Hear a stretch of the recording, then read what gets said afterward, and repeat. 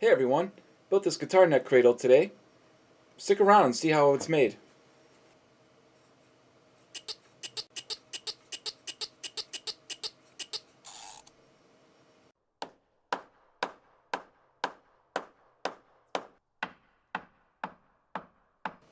Hey everyone, it's Tony from the Handlebar Workshops, and today we're in the office workshop. Earlier today I was in the garage workshop and I made a guitar neck cradle.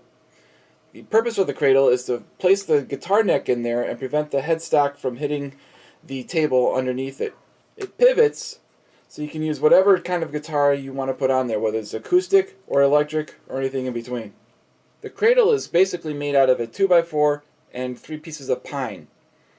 The 2x4 has been cut down on each side to 3 inches to cut off the roundovers.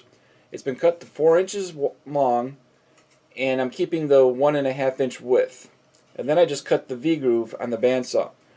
The pine legs are 3 inches wide by 3.25 inches long, and they've got a bit of a radius on them. And that screw that pivots the cradle is not the center of that circle, it's a little bit higher. So that way it rests fairly evenly with the top of the cradle.